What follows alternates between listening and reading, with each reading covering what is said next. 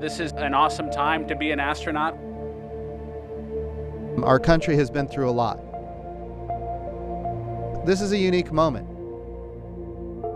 Launch American astronauts on American rockets from American soil.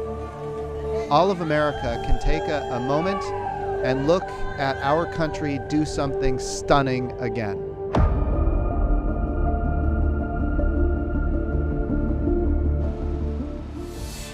And right now we are coming on air with the countdown to history. And you, my friends, are looking live at the launch pad 39A at Cape Canaveral. 2 American astronauts today are set to launch from U.S. soil for the first time in almost a decade. And they will be the first commercial manned mission, if all goes as planned today, leading the way for everyday people to one day travel to space. President Trump arriving a short time ago to witness this historic launch and to meet the teams making this all happen. Now, if all goes as planned this afternoon, he will become only the 3rd sitting U.S. president to ever witness an American launch in person. It is such an exciting day. Good afternoon to you.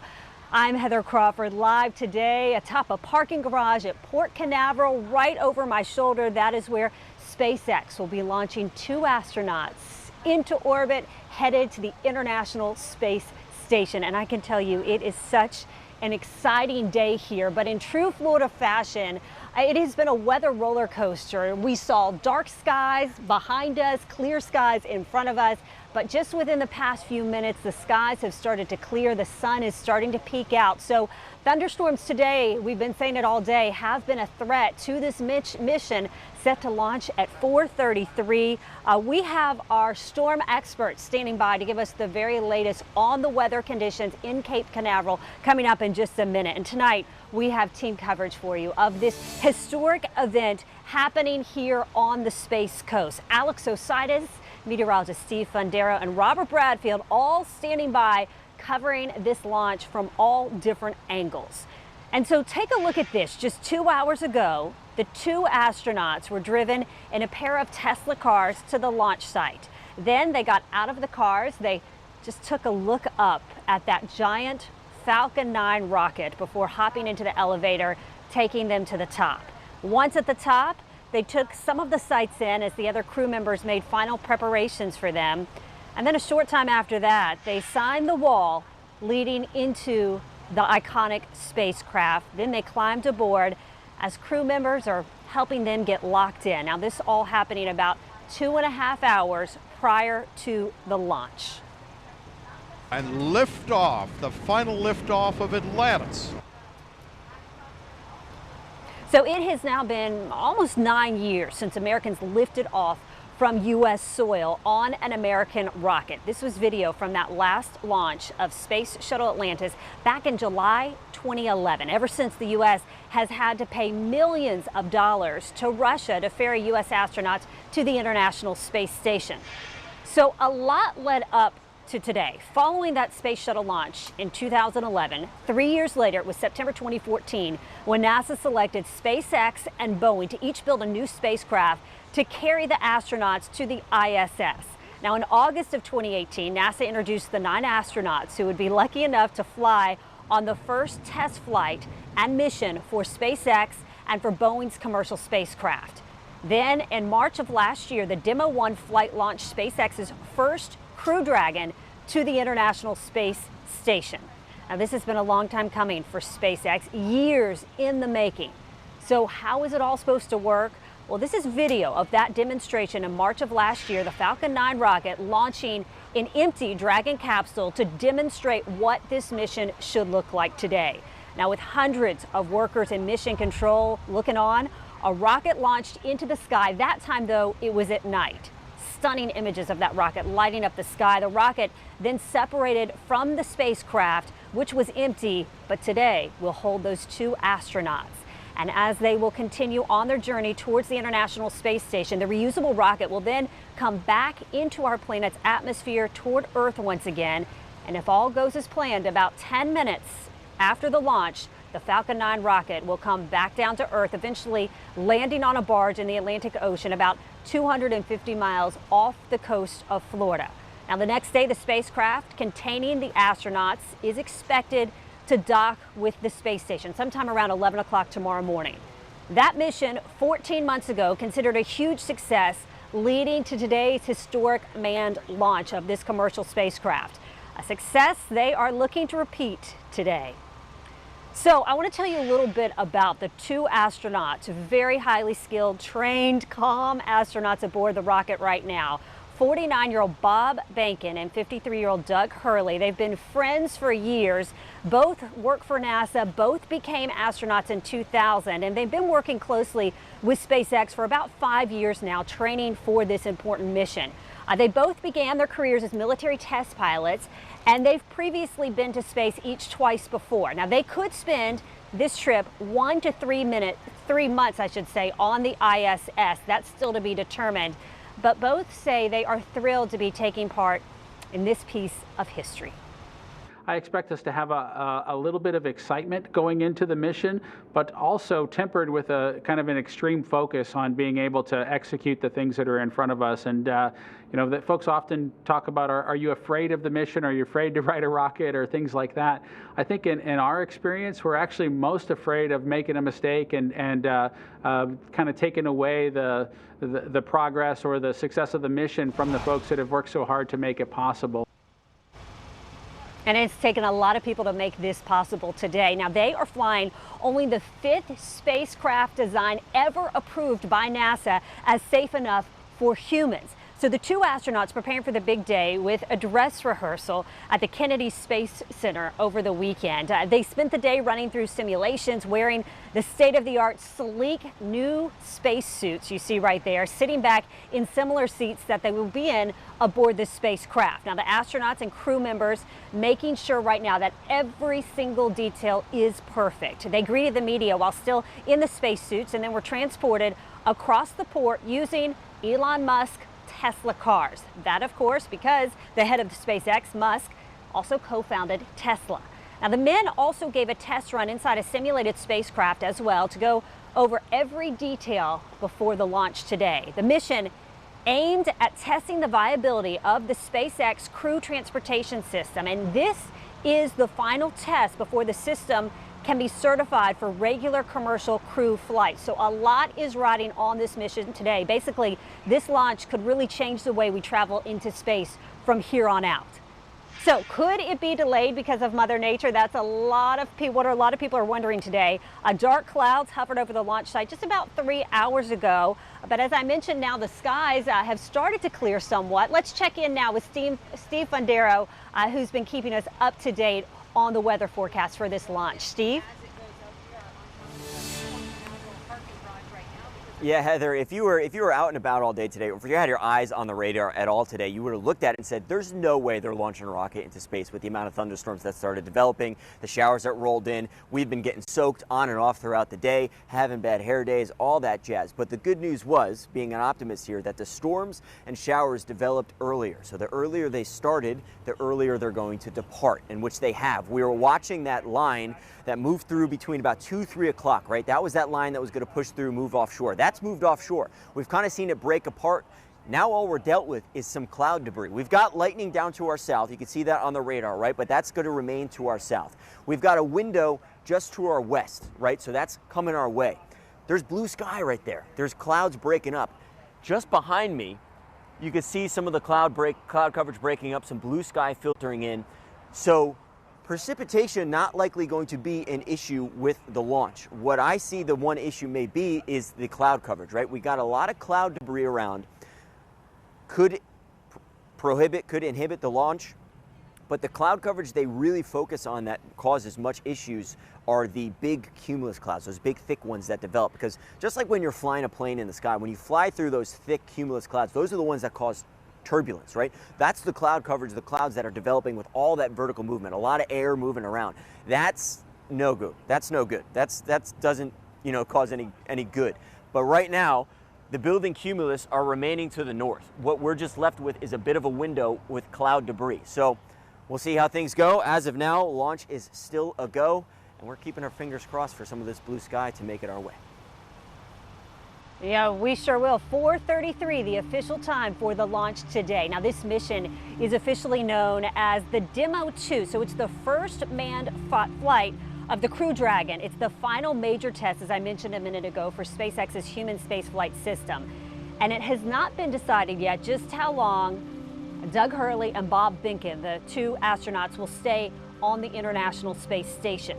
Now, while the Crew Dragon being used for this flight test can stay in orbit for about 110 days, NASA says the specific mission duration is going to be determined based on the readiness of the next commercial crew launch.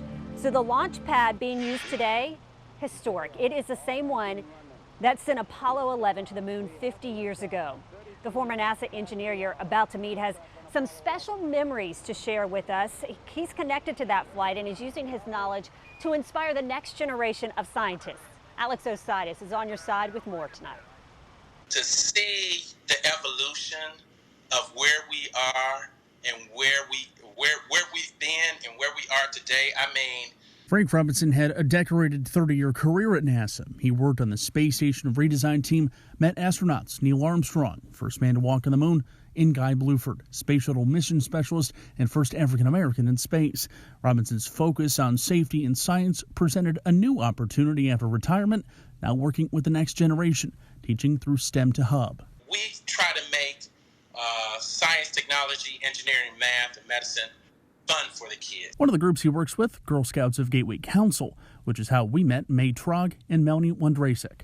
Both studied at NASA's Goddard Center and have established an astronomy club. It was an interesting experience. It was a lot of seminars, but it was also interesting to actually get to go around the facility. We actually got to see part of the James Webb telescope. Wondrasek, who wants to lead teams in mission control one day, says the Demo 2 flight could open a lot of possibilities for future space exploration. Big time funding to come in if we really want to get to Mars, which is what keeps delaying us back.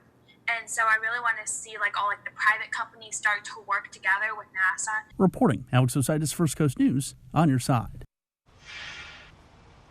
Now, if the launch goes as planned this afternoon, the astronaut duo will spend about 19 hours orbiting Earth before trying to rendezvous and dock at the International Space Station. That would happen sometime around 11:30 tomorrow morning.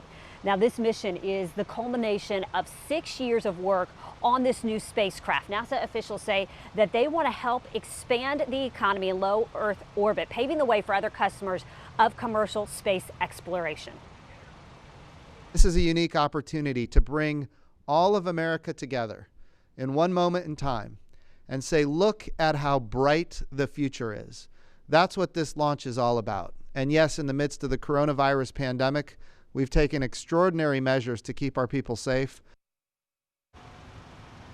And so much excitement in the air here today as we are just minutes away from this historic launch. So what have the astronauts been up to today? I want to break it down for you what their day has been like. So 6 hours before launch, Bob and Doug woke up, not because they're late sleepers. They woke up around 10 o'clock in the morning so that their sleep cycles will line up when they arrive at the International Space Station tomorrow morning. Now, they had some breakfast. Doug Hurley tweeting out a picture of steak and eggs. Then they had a chance to get some exercise, and then they put on those sleek white space suits. Now, they're doing this in the same room used by astronauts to suit up since the Apollo missions. Then, appropriately enough, since they're working with Elon Musk's SpaceX company, they hopped into a Tesla to get to the launch pad. Now, about 2 hours ago, they took an elevator up to the Dragon capsule where a crew sealed them safely inside the cockpit. 45 minutes prior to launch, a poll starts to make sure that all the crew involved in the launch are ready. 30 to 35 minutes out, the fueling process begins with those astronauts on board, and then liftoff scheduled this afternoon, just minutes away for 4:33. Now, if there are any technical or weather delays, we get a chance to do this all again on Saturday. If Saturday's not a go, then they can try again on Sunday. And so it's important not to lose sight that today's launch really will set up the stage for future space exploration. That means commercial space travel beyond the International Space Station. We're talking maybe back to the moon, Mars, who knows? Remember, this is a test flight. The highest priority is to test the vehicle. and get it home safely, and then be prepared to launch Crew 1. And we are proving out a business model, a public-private partnership business model that ultimately will enable us to go to the moon, this time sustainably. In other words, we're going to go to the moon to stay. Now, space travel, as you probably know, is dangerous. The Crew Dragon mission has about 1 in 270 chance of catastrophic failure. But there is a plan should an emergency come up. Back in January, SpaceX successfully completed an in-flight test of Crew Dragon's launch escape capabilities. Now, this test did not have NASA scientists on board the spacecraft, but it showed the company's ability to carry the crew to safety in the event of an emergency shortly after the launch. Now, the capsule safely splashed down into the Atlantic Ocean, and teams were able to successfully recover the spacecraft. So the success of this mission, scheduled to happen in just a few minutes, really could be a huge step forward in our nation's security. I had a chance yesterday to talk one-on-one with the acting Secretary of Homeland Security. He spent the day Tuesday in Jacksonville, where he stopped by a local fire station to talk about a grant to help first responders during the COVID-19 pandemic. Well, now he is here in Cape Canaveral alongside President Trump and Vice President Pence to watch this historic launch. And I asked him what it means to Homeland Security to see success here today. Here's what he told me. I'm a member of the Space Council, so we look at a number of things from a DHS perspective of what goes up in space, the satellites, the position, timing, and navigation that a lot of those satellites provide services back to our DHS frontline workforce for them to do their job. So what NASA is doing, what SpaceX is doing is very exciting, and looking forward to it. So as you know, this launch coming while the nation's dealing with the deadly COVID-19 pandemic. And so astronauts, they've always gone into quarantine, usually a 2-week quarantine. This time it's been a lot longer than that. But with the coronavirus, this really has made preparations for the mission even more unique for the astronauts. We'll continue to be COVID tested as we lead up to launch, because we, of course, don't want to take that to the International Space Station. But, you know, where there's a will, there's a way, and there's been will to make this happen, and we're just proud to be a part of it. It's the normal quarantine that astronauts go through about 2 weeks prior to launch to really ensure that we don't take anything to the International Space Station or get the crew on orbit sick or be sick when we get on orbit.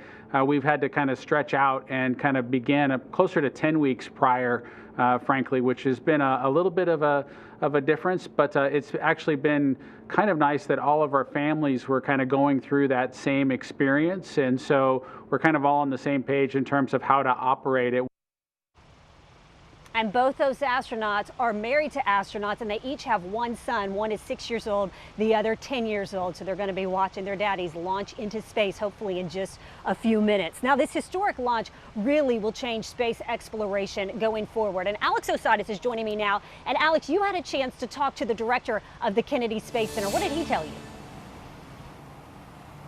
Well, that's right, Heather. And actually, just a couple hours ago when we were watching the rain move through, I was watching the live stream from NASA, and it was amazing to hear that the NASA director was talking about how just a few years ago this may not have been possible, and there's a long way that they have come in all this. So still waiting for our window today, but tonight at First Coast News at 5, we are going to, Heather, actually, we're going to toss things back to you before this window opens up. And Alex, I'm just getting word from my producer. Unfortunately, they have just scrubbed this launch. It was supposed to launch at 4:33 today, but officials at NASA determining it will not happen today. So the next window to launch astronauts Bob Behnken and Doug Hurley into space will be Saturday at 3:22 in the afternoon. If that is not a go, then they'll have another chance Sunday at 3 o'clock in the afternoon. But getting word now that this historic launch that was supposed to happen at 4:33 has been scrubbed. I want to send it over now to Steve Fundero. And Steve, weather here has been an issue all day long.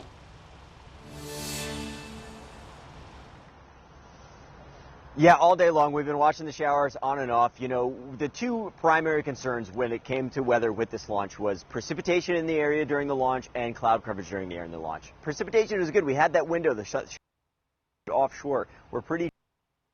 What's next? You see behind me, look at all the cloud coverage, right? There's plenty of cloud around. We were hoping for it's breaking, a little bit more blue sky filtering our way. I could see it. It's just Also here just on the other side.